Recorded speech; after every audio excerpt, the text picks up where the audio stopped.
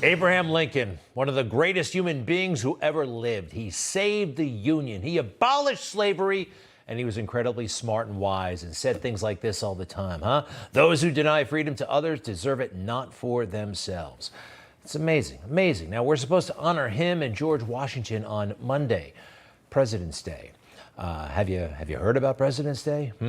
Anything planned for President's Day? It's basically a day off if you're lucky. And that's pretty much it. We don't talk about our founding fathers. After all, George Washington was a slaveholder. No. However, we're all about Juneteenth, weeks ahead of time, months ahead of time. Juneteenth, and when it finally arrives, oh boy, is it Juneteenth. Happy Juneteenth and happy Monday. Happy Juneteenth observance. I hope you got the day off. Appreciate both of you spending time with us amidst the holiday. Happy Juneteenth. Neil and Emily, appreciate you. Good night. I'm Donovan. Thanks for joining us. Happy Juneteenth, everyone. All right, so what is Juneteenth? I don't think any of them knows. I don't think anybody really knows. Juneteenth is, I'll take a stab at it, the day that the message that slavery was ended finally reached a portion of Texas, like a year or so after the Civil War. They're making a bigger deal out of that than the man who actually ended the Civil War. President's Day may not be around for much longer. Seriously. It's on the chopping block, huh? 7 reasons President's Day is nonsense. Next, why President's Day is the worst American holiday. President's Day is a celebration of murderers, and it's time to cancel President's Day. Wow. Wokeness really does make you demented, all right? It denies our past, it ruins our present, and possibly our future. And Joe Biden cannot, will not, could not, even if he wanted to, keep our culture intact. But wow, his appointments really are stylish, huh? Dr. Rachel Levine, the other one, the character at the Energy Department. Before I introduce you to the next one, just remember, we lost Afghanistan, right? It's amazing. Nobody ever talks about this, but we lost Afghanistan, and it's because of Joe Biden. Well, we do have an ambassador to Afghanistan. Her name is Karen Decker. And this is, I think, the ultimate example of being totally out to lunch, totally out to a woke lunch. Have you heard about her tweets? She's the ambassador, the U.S. ambassador to Afghanistan. Take a look at the stuff that she's writing. Are Afghans familiar with black girl magic and the movement it inspired? Do Afghan girls need a similar movement? What about Afghan women? Teach me, ready to learn. Hashtag Black History Month, Beyonce, Lizzo. Okay, are Afghans familiar with black girl magic? Next, Karen Decker hit us with, as I reflected on his legacy this week, it occurs to me to ask, who is Afghanistan's MLK? What Afghan person driven by their faith and a desire for peace can lead the Afghan people to the mountaintop? Who is Afghan's MLK? Well, I guess we'd have to start at the top of Afghanistan, the president's office. Is it one of these guys, potentially? You think the next MLK is in here somewhere? Was she drunk tweeting? What was wrong with this person? Next one. Super Bowl, whatever. 2 elite quarterbacks who happened to be black made history in an epic showdown. Congrats to the Chiefs for a thrilling victory. Afghans, what's the most exciting sports match you remember? I don't know, the race to who can chop off a head first? Are you crazy? This country is barbaric, thanks to America, by the way. More on that in a moment. And perhaps her most ludicrous and offensive tweet of the evening, her drunk evening of tweeting. Shall we? One more. Abe Lincoln, born today in 1809. He did some stuff. It's also NAACP Day, home of grassroots activism, inclusiveness, black voices are heard. What does that look like for Afghans struggling to be heard? I seem to know more about Afghanistan than this woman. Abe Lincoln, born today in 1809, did some stuff. We were talking about him earlier. Saving the Union, abolishing slavery. Look at how she minimized it. And this is the thing with the left. And that phraseology, did some stuff. You've heard that before. CARE was founded after 9/11. because they recognized that some people did something and that all of us were starting to lose access to our civil liberties. Yeah, did some things. This is coded language. The left loves it. It is totally grotesque and offensive. By the way, she said it's NAACP Day. I have a few things to say about the NAACP in my book, which is available everywhere. Doesn't the NAACP have any historians or even vaguely literate people on staff? The wild and false things they have been saying and writing about America, totally incredible. Again, justice for all, how the left is wrong about law enforcement, available wherever books are sold. But back to Abraham Lincoln. She's forgotten, but have we? Abraham Lincoln, I remember going there as a kid, and just behind the statue of Abe in that big chair is a beautiful inscription. Are you ready? Can you read that? In this temple, as in the hearts of the people for whom he saved the Union, the memory of Abraham Lincoln is enshrined forever. Karen Decker, it's not enshrined with her. She forgot. And so did the people at the State Department. They totally forgot. I will never forget how we lost in Afghanistan because of some of these players. Will you? And remember this, Afghanistan is suffering. More than half of Afghanistan's people are starving, and the Afghan people are surviving by selling their children and organs, selling organs. 35 million Afghans live in poverty. Women under the Taliban are subjected to forced marriages, and women under the Taliban also subjected to sex slavery. But let's have fun on Super Bowl Sunday night, tweeting horribly grotesque and offensive things to our culture and probably their culture as well. All right, we are messed up abroad and at home. The situation in Palestine, Ohio, East Palestine, Ohio.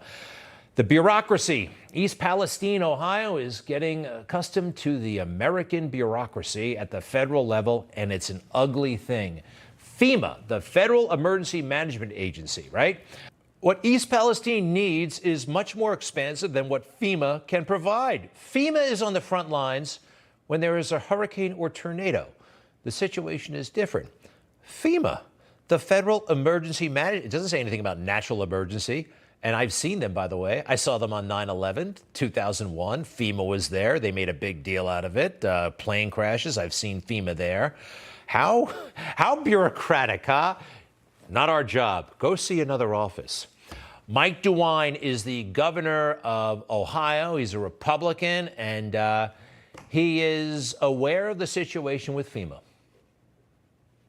I know there's been a lot of questions about FEMA and calling in FEMA for aid. At this point, based on what FEMA has told us and continues to tell us, my chief of staff talked to them again this morning, we do not qualify for assistance. Although FEMA is synonymous with disaster support, they're most typically involved with disasters where there's tremendous home or property damage, tornadoes, flooding, hurricanes. That's why we do not expect that FEMA will come to East Palestine. Figure out a solution, everybody. Are you kidding? Did FEMA just decide, typically this is what we focus on, not our job.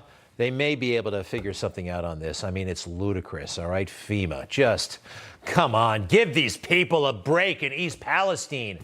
And look at these folks. They could use some help. I know they're not the coolest, hippest people in the world. They're not the wokest or anything like that, but I think they're being penalized because they're not those things. Just like actually the people in Flint, Michigan were penalized. Remember that? Remember the situation with the water? They got the runaround as well. And they even got the runaround from President Barack Obama. Interesting filmmaker, Michael Moore. I'm not a big fan at all, but this is fascinating.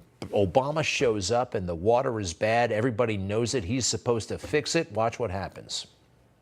That I see you and I hear you.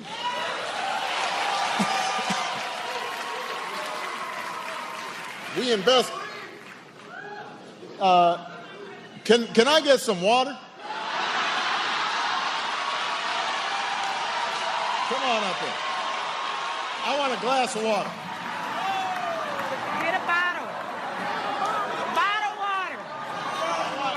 glass of water. Everybody settle down. This is a feisty crowd. Thank you. I really did need a glass of water. This is not a stunt. What? He wet his lips. He did not drink it. He didn't sip it. He wet his lips. There was an audible gasp in the audience. People were just like absolutely dejected. Why would you do that? I am sure that somewhere when I was 2 years old, I was taking a chip of paint, tasting it, and I got some lead. Yeah, that's like talking about like, well, I didn't wear a seatbelt and I'm fine. It's like, but there were tons of people that died. Incredible, right? The government failing the people again and again and again. Backstage, the president, sitting at the table with the criminal governor, decided to perform his stunt all over again. You know, generally I have not been doing stunts here, but, you know. That's not what I expected. That's what Snyder did. It felt like he minimized like what people were actually going through and struggling with. If you were actually lead poisoned, you would not be president. You would be janitor Barack Obama.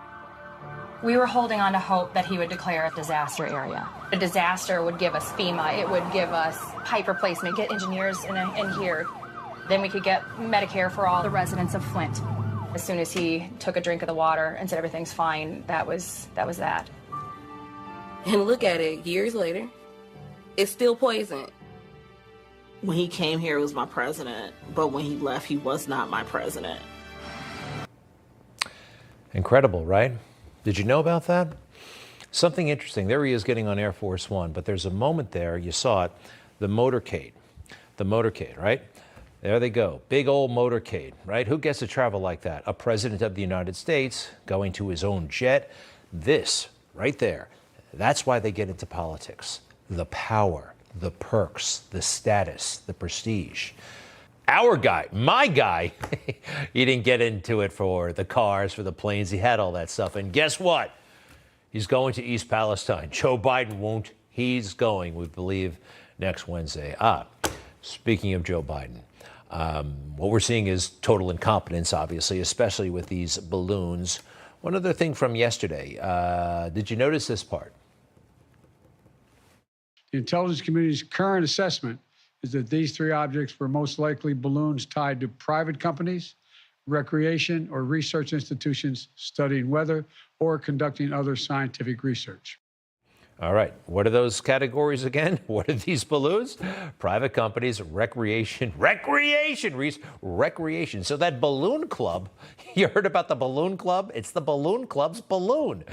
Maybe $12, shot down with that very expensive missile. By the way, this is what it looks like when you fire a Sidewinder.